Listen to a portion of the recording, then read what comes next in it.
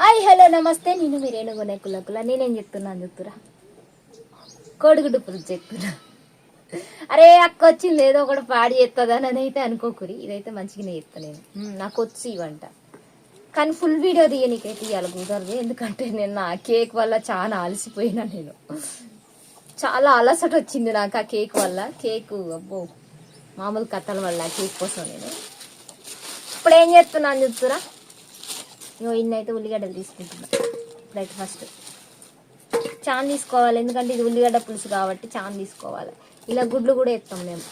మీరు మీరు గుడ్లు వేస్తారా? మీరు గుడ్లు అయితే కామెంట్ చేయండి నాకు. పొద్దునే బాగానే లేచి వంట చేస్తున్నాను అనుకుంటారా? కొద్దిగా మా అమ్మకి నీరసంగా ఉందంట, అందుకే నేను చెప్తున్నా.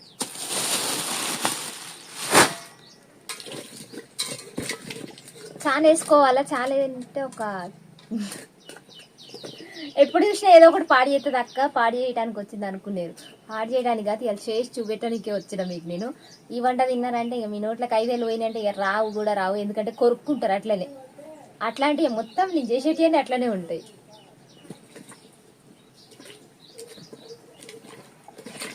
ఇంకెందుకు మరెందుకు ఆలస్యం, దీనికైతే ఏమేమి వాడతారు, మీరైతే ఏమేమి వాడతారో కామెంట్ చేయండి. నేనైతే ఉల్లిగడ్డలు, 2 టమాటాలు, పచ్చిమిరకాయలు, కరామాకు, ధనియాల పొడి, అంతే మేము వాడేది సింపుల్ రెసిపీ. మీరైతే ఏమేమి వాడతారో నాకైతే